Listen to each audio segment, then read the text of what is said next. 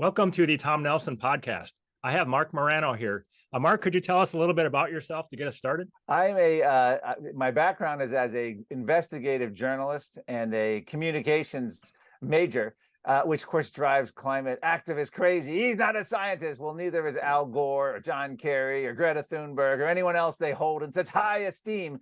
But I always like to joke, I play a climate, I'm not a climate scientist, but I do occasionally play one on TV, especially in the old days when they allowed debates. They don't really allow many debates, certainly not on TV, but you'll see, we're seeing a couple now on your program. And I guess where Tony Heller debated, boy, his name fails me.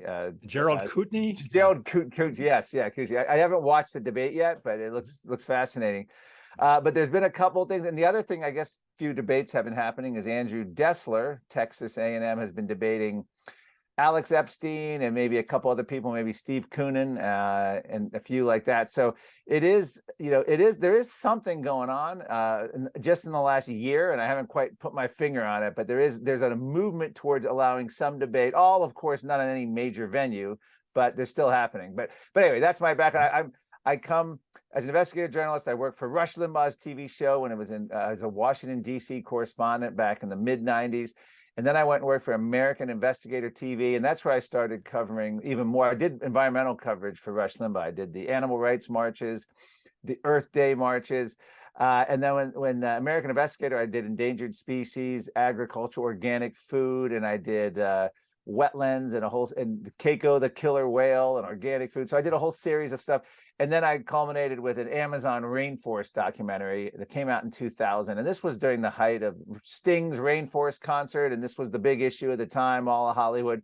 And then climate really took over. My first climate focused interview was it may have been 1999 or early 2000. I had to look it up. It was with Jerry Malman, a federal government scientist. Pretty hostile interview, and I was doing it for the then show American Investigator, but the show it ended up the network, we got canceled before that episode ever aired. So I never actually did that, but I ended up going to Cybercast News Service, CNS News. And that's when I started covering the environment climate beat full time and going to all the United Nations Summit, went to the Rio Earth Summit and the Montreal Climate Summit in Argentina.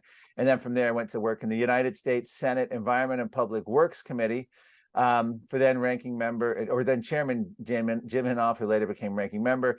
And he just retired, by the way, a couple of weeks ago. So my hat off to him for being the most phenomenal United States senator on any of these issues. If people say, all it takes is one man with courage, and he made a difference. He stood up to Lindsey Graham and John McCain when they were trying to do the Republican cap and trade bills. He was all alone. And then by the time ClimateGate hit, everyone joined him.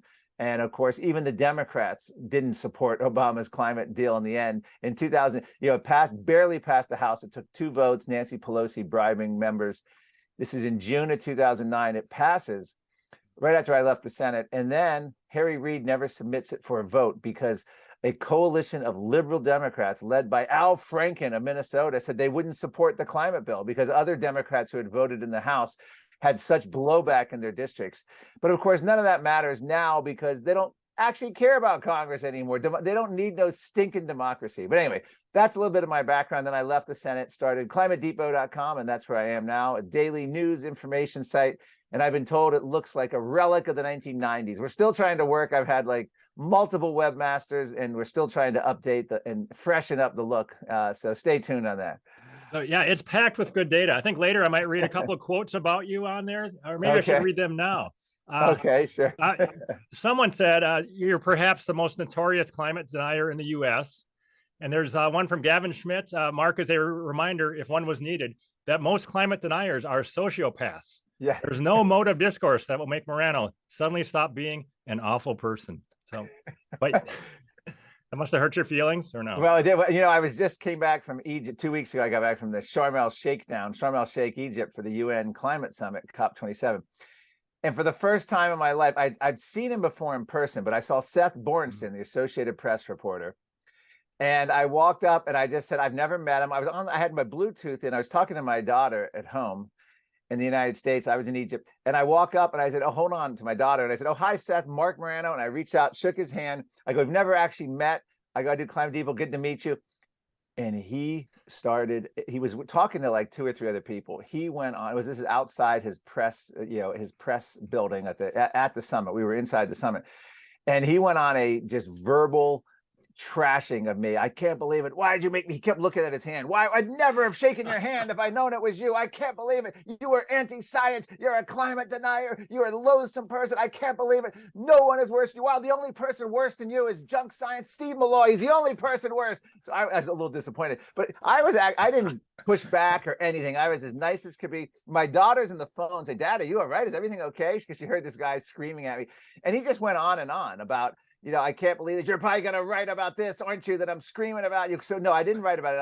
I told Steve Malloy about it. He wrote it up, and then I retweeted that. But he was really upset. He just kept looking at his hand, saying, "I can't believe it. I've never would have shaken your hand." And I actually did. I felt bad that he shook his hand, and he actually said, "You've done nothing but attack me. You're vicious." And I go, "Actually, I apologized the last time." He's like, "Oh, you apologized one time out of whatever." And I did apologize one time because I sort of baited him. This was about 3 years ago. And he responded with all this vitriol on Twitter. And then I felt bad about it because I was just a cheap shot by my part. So I actually publicly apologized, and he accepted my apology. And that was really the last interaction we had until the confrontation, which I thought was going to be a friendly confrontation. You never know how. What's funny about it is I'm punching up, meaning I'm just a blogger and a staff U.S. Senate when I was going after him. He's the freaking #1 Associated Press global warming reporter, has been for decades. And he lets himself get all bent out of sorts by critics like me and Steve Malloy. It just doesn't, it doesn't seem balanced to me. There is another quote out there, though, on the other side that from skeptic Stephen Hayward of Powerline. Morano is truly the Pete Rose and Hank Aaron of climate contrarians. I like that one because I have described you as the Michael Jordan of climate skeptics in the past to my family members. Yeah, you just do a fantastic job of this. Oh, well, thank you. Yeah, appreciate it. I mean, it's weird because these days I pretty much just do media. I mean, I do hour-long like interviews like this, and I do Fox News, I do One America, I do Newsmax, I do a whole Blaze, all these shows, and it's almost like on a daily basis. So if you notice, I do some agitation, but I hardly can have time to do special reports. So what I end up doing, instead of writing columns and op-eds, I'll just pull quotes of what I'm saying, thinking. So I become a verbal reporting machine on a website and on Twitter. And that's what's different, I think, about my site is you'll see a lot of media coverage and quotes in my coverage, and also a lot of, I try to find the diamond in the rough. And one thing I found here was watching Tucker Carlson's show last night. Buried in his opening monologue was a quote from Apple, Tim Cook, the CEO, who actually said that they share China's values on climate change and how great China's been, and they have all this there's incredible quotes. I had never known. They're from 2017. So of course I made that broke it out into its own special report, and then of course that's really a big deal right now, especially considering Apple is helping the communist Chinese government repress its people during the COVID protests. They're doing their version of Justin Trudeau's Canadian crushing of the Canadian protesters. What's odd is Justin Trudeau is defending the Chinese protesters, but he didn't defend his own protesters in Canada. That's a little hard to follow that logic. Absolutely. Yeah. How do you spend your time in that? Do you do the updates of your website yourself, and you do your own Twitter updates, and you're writing books and doing movies and media appearances? Yes. In fact, everything changed for me with the movie. I mean, my site, if you go back before Climate Hustle 1, which came out in 2016, I used to do regular reporting, special reports, long, columns and op-eds and blah, blah. And as it's evolved, when I got into script writing and then writing 3 books in 3.5 years, it's gotten to the point now where I'm almost completely an aggregator site, and agitator. But I just pull from other people. I figure there's so much material out there. The last thing people need is me generating some new story because they can't even keep track of it all. So that's what I try to do, is be that clearinghouse. And on Twitter, I've even diverted even more from climate energy, and I've even gotten complaints from some of the people. I at one point embedded my Twitter on my Climate Depot page. I immediately heard from a lot of my older, these were meteorologists and other people who followed my site for years, saying, "Don't bring politics. Why are you talking about COVID? Why are you talking about vaccines?" So it's an interesting, trying to do a mix. And even that, I'm still trying to. If you look at Climate Depot, it has evolved into a anti-COVID lockdown, anti-mask mandate, anti-vax, and a great reset website, because climate has now evolved into all those issues. So I almost need a new name these days, and I haven't come up with the ultimate name, but Climate Depot, and come up with a new name and make the two websites sort of merge together. I have to figure that out. But it's really, the whole debate has changed on me. But to answer your question, I don't spend as much time reporting like I used to at all. It's all essentially media and either writing books and try and do as a news analyst, and that's where things have really evolved for me. Okay. I think that's, I kind of do some of that myself. I don't really produce long form reports of any kind, but my position is there's so much good content out there that it's good to have some people just pointing to it so people can find it. Exactly. Yeah.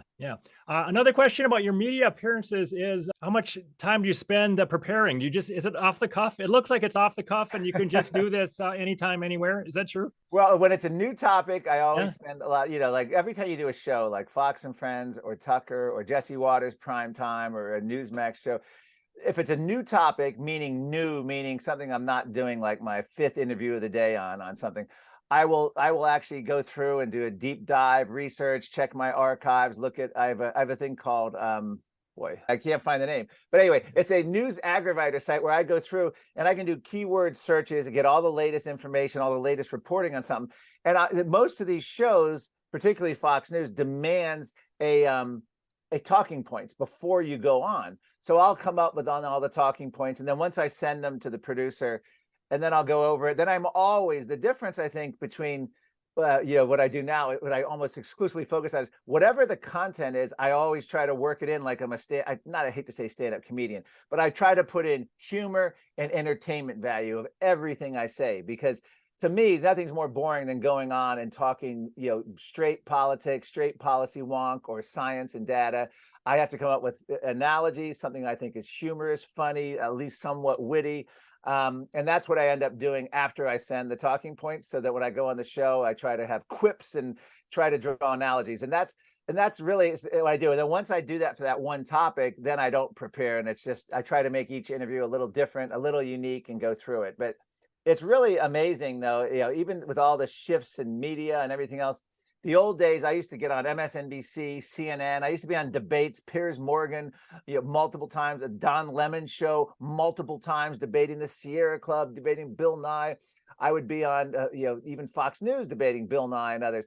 But all that dried up pretty much with the election of Donald Trump, because the media decided very clearly, very openly, that we can never allow someone like Donald Trump to be created again. We can't tolerate science denial. So they just booted off not only climate skeptics, but most conservatives, even on all these networks. They, even shows like Crossfire no longer exist, where you can have any opposing opinions. It became, to the establishment media, it became, this is the only view, and it's misinformation if you don't, because we can't allow another Trump. So that happened. But it's amazing because, like Fox has evolved. Like, it's very hard for me to get on Fox News during the day, because it's more corporate, not very friendly to climate skepticism, not friendly to the Great Reset. The primetime lineup loves that stuff. Fox and Friends generally loves that stuff. The weekend shows love that. Dan Bongino loves that stuff. So there's a lot of shows you can get on, but it's not like it used to be, where you could get on a midday Fox News show. They just don't. It's very rare. They'll go with someone like a Bjorn Lomborg, because he's the one who says, climate's a problem, and it's a big problem, but we don't have to panic. And they're looking for that kind of nuance, or even a Michael Schellenberger during the day. But it's interesting how that all works. And of course, the other networks, it's completely there's no chance of ever getting on those anytime soon again, unless they think they can make a fool of you. Like, that's the only way they would ever have you on, if you were in some kind of scandal, and then they would invite you on to like show what a bad example you are. You think the pendulum's going to swing back the other way, or what do you see happening in the next 10 years? Any ideas? That's a good question. I just can't imagine this is going to continue. I mean, I grew up loving the show Crossfire with Tom Braden, Pat Buchanan, and then later Robert Novak, and then I can't remember the guy's name, Michael Kinsley, and then even Hannity and Combs was a fun show. I used to do that regularly back in the OOs, if that's a thing, with with Hannity and Alan, what's his name, the old his debating partner. I think he's died, but since anyway, but I just think there's a hunger for that, even though it's very theatrical and in many ways shallow on those kind of shows. in some regard. I still think there's a hunger for that. Because this isn't working. I mean, it's sort of nonsense. You know, you have your extremes on all these channels. I hate to say extremes, but you just have, you know, the one point of view. Certain shows can cross over that. And I think certainly Tucker Carlson, Laura Ingraham, Jesse Waters does that in a way because they feature they'll have fun with it and occasionally have a hostile guest on. That's good. But I don't know. I don't know where this is going. I think social media. I tried out.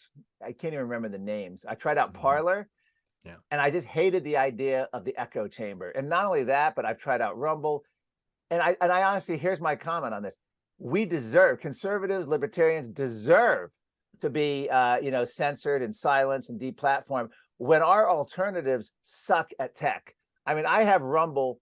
You can't save a video for later. There's no way to download a video, which takes away 90% of anything I'm going to do. Because if I have to pay for YouTube, I can save it for later, watch later category. If I have YouTube subscription, I can download it, watch it later on a plane, anywhere I am. That's the kind of stuff. I haven't seen that. Parler still wasn't intuitive, didn't make sense. I haven't even tried a lot of the other ones. But I just feel like Twitter is very well laid out. We'll see. I'm very disappointed in Elon Musk so far. Not because I have any affinity for Alex Jones, but his reason for not putting Alex Jones on was about his dying kid in his arm. So seems like we're still subject to the emotional whims of a billionaire without any clear-cut free speech policy on Twitter. So I'm not overly optimistic that Musk is going to make massive changes, but I think it's all going to be good changes for the better. We'll see. And then maybe if it gets taken off the Apple store, I'm almost hoping Apple does take off Twitter, because then it would be game on, Elon Musk versus big tech, and possibly this could force court cases and change and wake up the public, and maybe that would be the kind of chaos we need. I sound like Rob Emanuel. We have to take advantage of that crisis, but we'll see how it goes. Did you want to talk in general about what you've seen over the last 20 years in terms of how the climate debate has shifted? Or sure. When I started, I remember being in I can't remember what number COP it was, but it was in Argentina. It was in Buenos Aires, Argentina. It's probably 2004. And I remember there was a big Arctic report out at the time, and the UN was still pushing this, the idea of like, well, the science is getting stronger. They're still doing that, but there was more of an openness. And even 2006, I was able to debate Rajendra Pachauri. I myself, as a spokesman for the U.S. Senate Environment and Public Works Committee, got to share a stage hosted by the UN at a UN climate summit in Nairobi, Kenya. I mean, it was amazing. They actually, and it was covered by the Associated Press. It was amazing how much climate skepticism, how far they've censored us since then. And at the time, we felt we were being censored heavily anyway. But so it's evolved from actually being somewhat fair. And even Peter Jennings, ABC News, would talk about, climate skeptics. They would feature them and interview them, and the CNN and the BBC. And it was amazing. And up until, that happened up through ClimateGate, I would say. But actually, it was around, what happened was they started tightening up the debate right after that 2007 New York City debate, Gavin Schmidt against Philip Stott and Richard Lindzen. And they basically said that they got, and what's his name, Michael Crichton, the climate alarmists got their rear ends handed to them. Gavin Schmidt, who's the lead global warming scientist at NASA, then he was the number 2 under James Hansen. He actually said we should never do these debates again. They don't serve our interests. We were outperformed. We were outcharmed, et cetera, et cetera.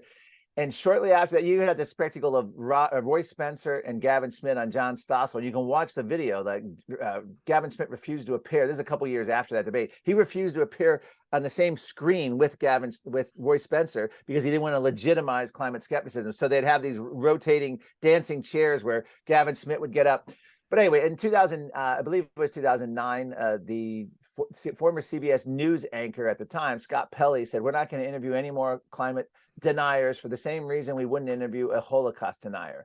So that became sort of the beginning of that chill that became heavily. And I have a whole chapter in my book, The Politically Incorrect Guide to Climate Change, on this and how they literally compared climate deniers to Holocaust deniers. So anyone who says, oh, that's nonsense, that's just a phrase. No, we actually have about, I think it's 22 examples of them literally saying climate denial is akin to Holocaust denial. And, they go through it. But anyway, so I think the debate in terms of science, I've always, as a layperson, non-scientist, have gone after the consensus claims. I always did my focus when I testified in Congress to the House. I testified on the whole scam that is the UN climate process and how it's, these are handpicked scientists by the United Nations. Anyone who dissents gets thrown off the committee or silenced.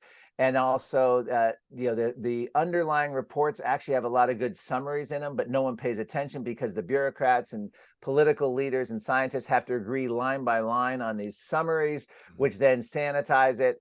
But in terms of the actual debate, I don't know that the debate's actually changed. In many ways, I feel like the debate's gotten stronger for climate skeptics because we've had a lot of people come our way.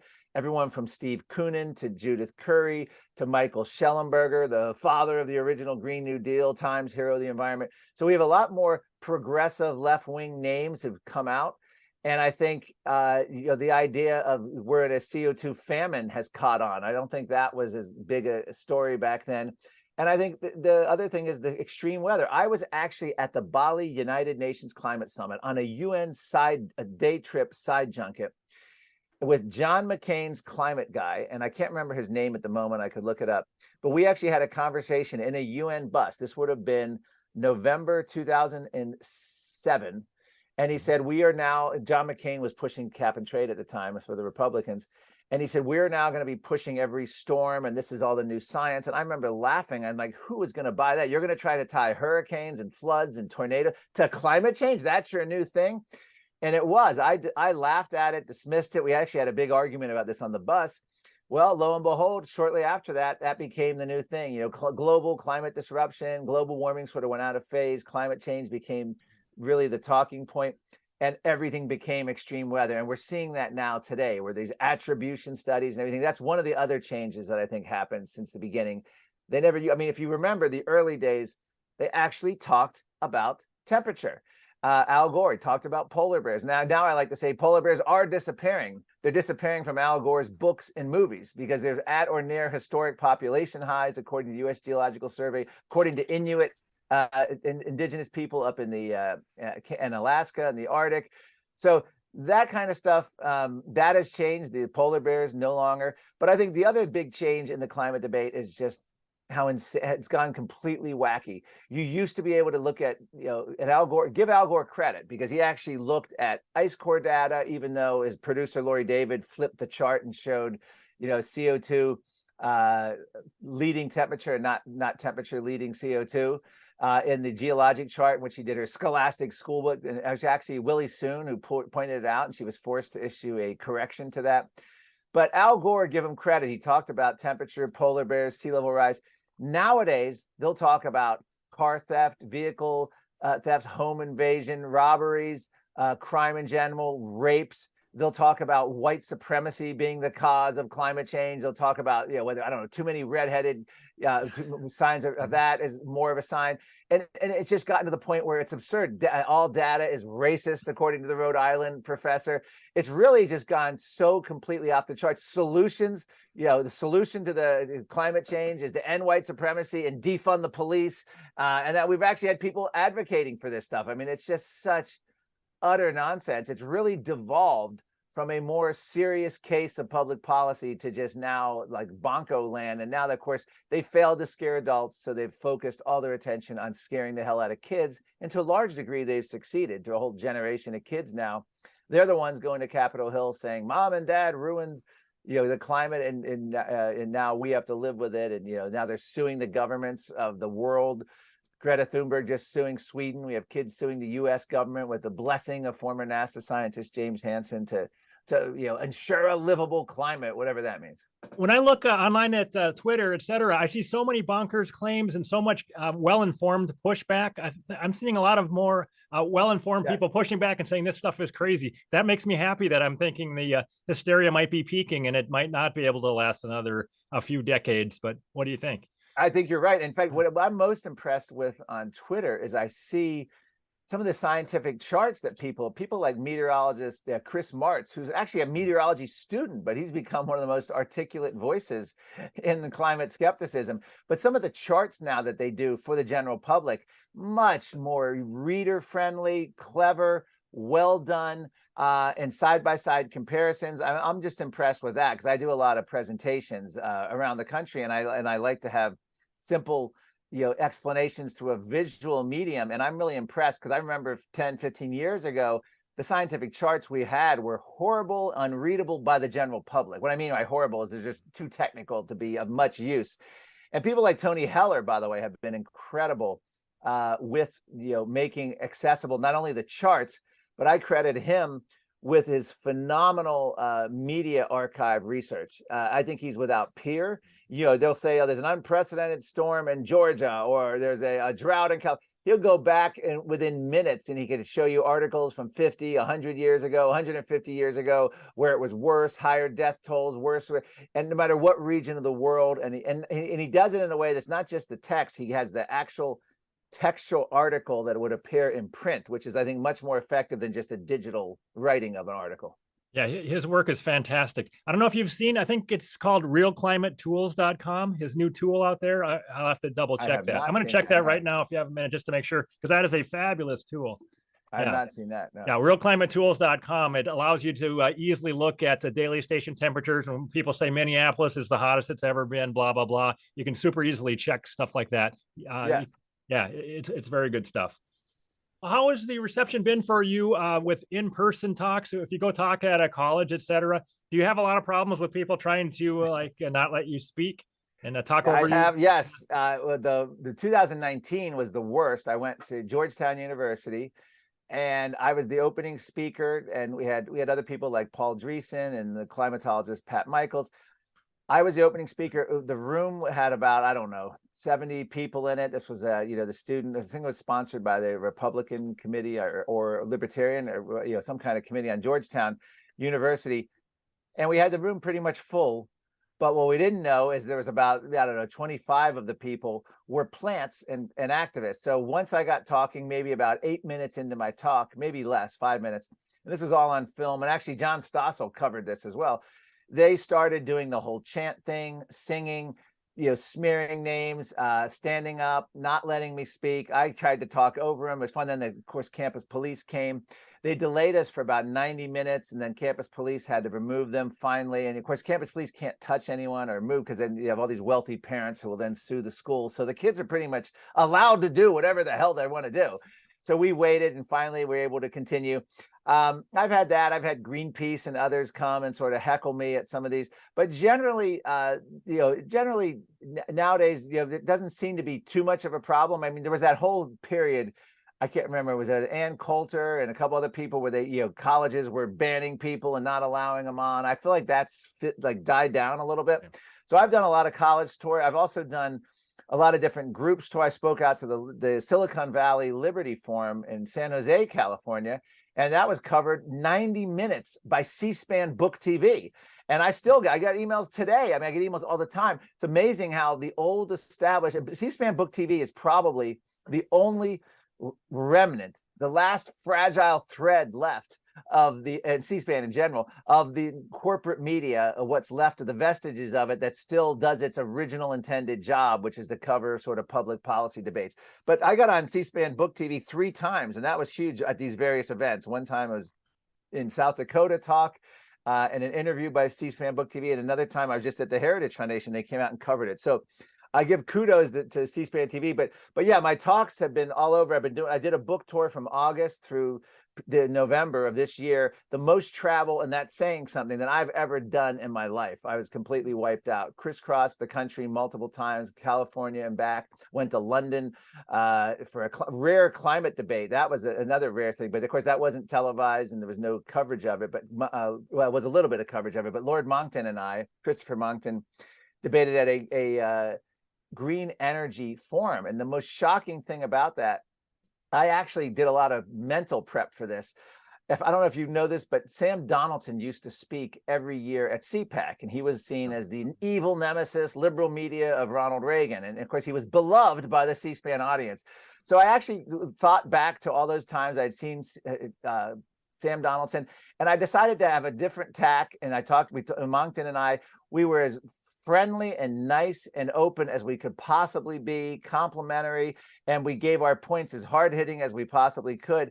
And it turned out the audience loved the debate so much at this green energy conference, what Greta would call the greenwashers, that they voted to extend our debate 15, 20 minutes. And the speakers that followed us gave up their slots so that the audience could have more of our debate. And we got along with the other debate. Other debaters ended up agreeing with us that net zero was a scam and untenable. Other people talked about how the electric car was, all these banning gas-powered cars was completely unrealistic. So we found a lot of common ground, but also didn't have to compromise. So I really tried, and I think it went incredibly well. That's the kind of thing I was really surprised at. I'm not used to that kind of reception. I'm used to the kind of reception Seth Bornstein gave me, where you get insulted and yelled at. So is there video available online now of that debate? No, there's no video. I checked. I do have a bad audio of it, and I was debating whether to put it, but it was an audio from me that I recorded, and it's gonna be really crappy. But I'm still hoping. They said eventually they'd put a video up, but I haven't seen it, and they were videotaping. But I have a feeling there's a lot of forces behind the scene that don't want that video up. There's the written report of it by David Whitehouse of the Global Warming Policy Foundation and Net Zero Watch.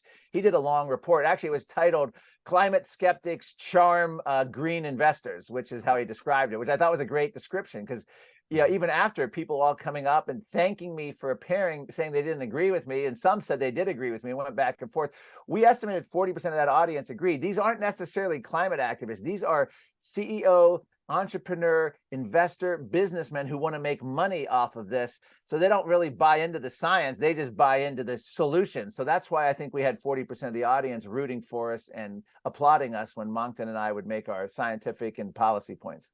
So yeah, you do a fantastic job of talking to people who should really hate you, but well, I just got invited today. Andrew Dessler invited me back to speak to his class at Texas A&M. He lets me do like a 20-minute presentation, and then I take Q&A.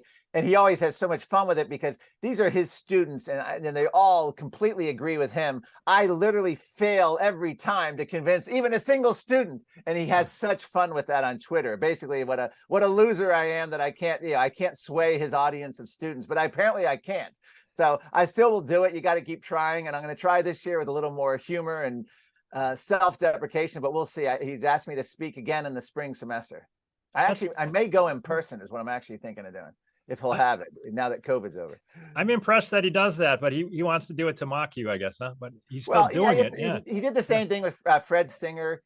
And I can't fault Andrew Dessler. He says a lot of wacky things. I don't agree with him. I think he says a lot of science things wrong. However, he's been willing to debate Alex Epstein. He's been at colleges debating. I believe it was Steve Koonin. He's one of the few he went on Joe Rogan as well. He's got the courage of his convictions. So I give him credit for that. Unlike the Catherine Hayhoes and the Gavin Schmitz and you name it, Michael Manns, etc. He's willing to go out there and he's willing to show the other side. Now he's willing to show the other side to show that we're buffoons and idiots. So that's my role. I can do that. Hey, I can do that just as easy as the next guy. No, but we'll see how it goes this time. So I don't expect to convert any of his students. Let's put it that way.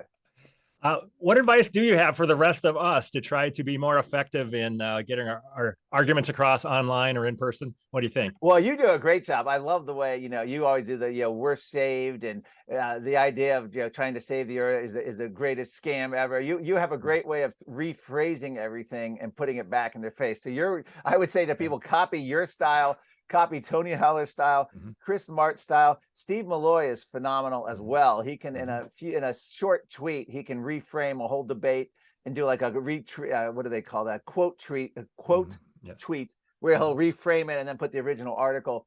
I don't consider myself a particularly effective tweeter. I just sort of tweet out what I'm doing on my website and all that. I'm not particularly clever on Twitter, but I do try to cover obscure stuff. And I like to cover, one of the things I like to do is put in the other side, whether it's a COVID alarmist or a climate alarmist, and I do a lot of, my philosophy has always been, and I did this at Climate Depot, put up a lot of stuff unchallenged that goes against everything you believe in. Like I just tweeted the other day about someone who said, I'm the fakest expert on Fox News. And they did a whole video showing all these clips of me and how bad I am. And I just retweet that stuff without comment because I want to be fair. I don't want to get a big head and show how people are attacking me. And so I would say have a little self-deprecation and and follow the examples of some of the people I gave you, because they're really good at this, especially in the climate energy world.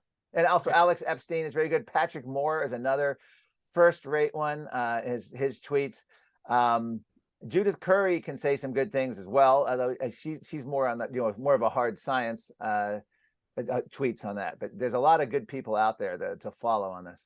Okay, and then in person, you suggest using a little bit of humor. That yes, I really think, because the thing is, it's climate energy is such a boring topic I'm talking about the public. I'm not talking about, I mean, when you go to like when I go to a general conservative group, or I go and talk to I've been to like Kiwanis clubs and all those, those groups. You gotta, I don't want to say dumb it down, but you can't get technical, and you got to give them the perspective. So what I've always believed is you have to include in your talk what the other side says, frame it their way, and then deconstruct it. You can't just go in and say there's no emergency because XYZ. You got to really re-show what they said. I think it just makes it more legitimate in a way. And I think in a way that's harmed me over the years, because rather than creating my own narrative, I've always sort of tended to have a reactive narrative, a reactive PR strategy, where I like to just let the person say it in as articulate a way as they can, and then go directly after it. Like, my philosophy in a debate is, if someone says like a series of things that are completely opposite of what you say, it does almost no one any good if you come out with sort of 5 opposite things but don't address anything they said. I would actually say, to hell with whatever I had planned on saying. I'm going to take the 5 things they said and go one at a time and deconstruct it. That's always been my way of approaching it, because I think people need to hear, because they've already heard that argument that the other side has made on climate so many times. And whether we're talking about COVID or lockdowns or grandma killer or vaccine mandates, that whether it's that as well, I'd rather go with what they have, go with what the public's heard, but then go through it and deconstruct it, as opposed to coming out with something that's completely different and doesn't really address head on what the other person said. I might be getting too esoteric here, but that's sort of the way I've always tried to debate. I always sort of let the other side lead with their argument, because I'd rather deconstruct, because we're considered a minority position. I don't want to just come out and say, oh, this is all a hoax and this is the way it is, because that's not going to really resonate unless you specifically address. And then what's the best way to address it is to go exactly with what the audience just heard and work on it that way. What other major points would you like to make? Well, here's the biggest thing I was going to say is, the entire climate debate changed in March of 2020. And this is what my book, The Great Reset, is about. Literally, you had Jamie Margolis, the teen climate activist, say, if we can shut down the world for a virus, we can do the same thing for climate. John Kerry, COVID and climate, the parallels are screaming at us. Al Gore, we need a great reset, this time on climate. World Economic Forum came out. That literally changed everything, because what happened was the Green New Deal was introduced in Congress 2019. Remember, AOC was elected 2018, rode that whole wave. And then there was no vote ever scheduled, no hearings, no town hall meetings, no constituent meetings, no switchboards lighting up, there was just nothing. They didn't need to do it. After COVID came in 2020, March of 2020, they realized we don't need to have this voted on and go down in flames, probably the same way, all the old cap and trade went down multiple times in defeat, even with Democrat super majorities. So they decided, we don't need this. We don't want it. We can use emergency powers. We can do this. And Joe Biden's elected, and he announces every cabinet agency of the federal government is going to be a climate agency. He announces all the executive orders on climate. He announces the Treasury Department is going, and the Securities and Exchange Commission are going to be going after CO2 monitoring, essentially, at companies. And he announces that they're going to be essentially ESG style defunding of fossil fuel programs, fossil fuel projects. Through a banking, you'll get higher interest rates, sort of the version of a Chinese social credit system. This is what they put in place. So you never needed to do that. And of course, they do the Inflation Reduction Act, which is, a misnamed thing just to get $370 billion in climate, spending and solar wind. It's basically Obama's stimulus number 2, except on mega steroids in terms of the size and scope. But what happened was the entire world realized, hey, we want to ban the gas-powered cars, which is starting. We want to start banning meat eating. We want to go after high-yield agriculture. Why would we ever put this up for a vote? The likelihood is it's going to get defeated in every possible nation you put that up for a vote. So they're like, we don't need to anymore. We have a thing called corporate government collusion, and we have emergency powers, and we have a public that has had a psych op with COVID lockdowns that are just so reeling and then chaotic, disjointed with supply chain and deficits and debt and the printing of money and just all the economic stress and inflation, that they just decided, let's go one at a time. And this is how the climate debate, instead of like having a vote on should we ban cars? No.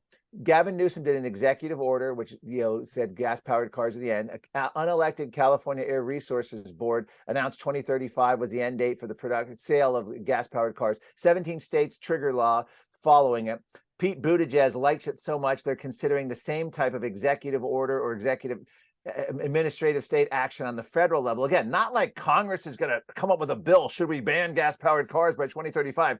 That was never even a part of the question. 10 years ago, that would have been part of the question. Then when it comes to, so this was a corporate government collusion. Then you have major corporate banks announcing that they're not going to fund gas-powered cars anymore, car loans for gas-powered cars. Then you have Nicholas Stern, the former head of the World Bank, at a World Bank meeting say, we're going to stop, the World Bank and global finance needs to stop the production of gas-powered cars. So you see how that works? Gas-powered cars are facing certain doom. Why? Because of corporate government collusion and the bypassing of democracy. Not one thing I mentioned is anyone talking about, we're going to put this for a vote. Even the Republican contract with America was never like we're going to not allow, we're going to mandate that everything be voted on, the ending, banning of meat. So let's talk about meat. Bill Gates, America's single largest farmland owner, his stated public goal repeatedly is no one in the Western nation should ever eat farm-grown agricultural meat again. He's investing billions in lab-grown meat that is they get stem cells from a cow or sheep and fetal blood, and then they put it in a lab and let it grow into this amorphous blob with no immune system. It's got to be pumped with antibiotics, and then they add texture and dye, and then they get a 3D printer. I'm not making any of this up. The World Economic Forum brags that you can print several kilograms an hour of meat from these from this sort of goo that they're going to make in the lab that they're growing. And this is how you end meat eating. You also, through net zero goals, have a judge in the Netherlands and a prime minister who comes out of the World Economic Forum, Prime Minister Rudd in the Netherlands, start going after small agriculture in farms in Netherlands. And Netherlands is the #1 meat producer in Europe. They're going after them, and they're going to be forcing the closure. Right now, we just heard over 3,000 farms have closed, could be up to 12,000 or so. And these are the small family-run generational farms. These aren't the Bill Gates or Chinese or big multinational corporations or agribusiness farms that are closing. These are the small mom-and-pop generation farms closing. So they're creating intentional meat shortages. They're creating intentional energy shortages. They're creating intentional car shortages. We're going to be like East Germany now with gas-powered cars banned. We're going to have car shortages. That's the only result. Remember East Germany, they had years to wait for the crappy East German Trabant. We're going to be like Cuba with the vintage car capital of the world now with all these old cars, because you're not going to be able to, they'll be banned, or if they still sell gas-powered cars, the prices will be going through the roof because of there'll be shortages and supply chain and all sorts of new regulations to save the climate. So that's my main point on how the whole climate debate changed. Everything I just mentioned, agriculture, meat, cars, even the energy you could argue, well, people voted for that. They voted for politicians who wanted to do solar and wind, but they voted for a lie. They were conned. They were told solar and wind is replacing fossil fuels. Solar and wind is cheaper. Solar and wind will make us energy independent. Every one of those is a bald-faced lie. Solar and wind are better for the earth. Bald-faced lie. And so they're realizing it now. Europe is really realizing it now, where firewood is more valuable than gold, and all these countries, England at one point was bragging that they were going to pour concrete into their fracking wells. Oh, planet Earth weeps with happiness. And then of course they're all become reliant on Russia, 40-50%, depending on the country, for Russian energy. And then of course, I was at the UN summit and talked to the Ukrainian delegation the first time they were there. And they actually said what Vladimir Putin fears the most is Europe doubling down on green energy. I don't know. You can't argue with people like that. If they actually believe that, it's an incredible argument to make, because all they're doing is making themselves more reliant on China, making China more powerful. They're digging up the earth. Renewables dig the earth, and I don't mean that in a 1970s Brady Bunch groovy way. I mean, they actually dig the earth. And of course, you have the human rights violations and underage. There's so many different things, but all of that's happening. And so we never really voted on the green energy thing. That's sort of happening now again through executive agency. And now Joe Biden is talking, according to the Washington Post, Associated Press, right before the Inflation Reduction Act, they were talking about Biden declaring a national climate emergency. This would literally mean 130 new executive powers, according to the Center for Biological Diversity, who's all for this. And it would also mean that Biden would never have to ever worry about putting anything through Congress. This would also give governors, mayors, the kind of power to do odd even gas days, ban cars, close gas stations. You're talking about limits on airline travel. Eric, the guy who wanted to have a vasectomy, Holthouse, yeah. He's the one that said you had to have a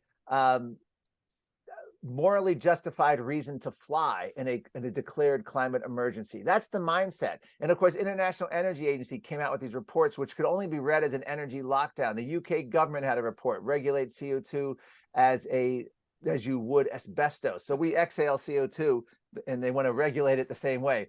These were out of academic universities funded by the UK government. So I put all of this in my book, The Great Reset. I have 2 chapters, by the way, devoted just to climate, another chapter devoted to the corruption of science on climate, COVID. And then from there, there's a whole bunch of, other, I go through the whole thing from agriculture. And then, of course, it all leads into digital currency. I get into how the United Nations, MasterCard, and now Visa partnering up to have credit cards now that monitor your carbon footprint and cuts off your ability to spend when you hit your CO2 max. I go into how academics and peer-reviewed study in Australia are calling for adding the death certificate, climate change as a cause of death on your death certificate. I go into the doctors group in Canada. The head of the emergency room department in a major Canadian hospital diagnosed the first patient in the world as suffering from climate change. So this is where it's all headed. They're morphing COVID and climate together. The Harvard University actually has a whole thing, unchecked climate change will lead to more COVID-like viruses.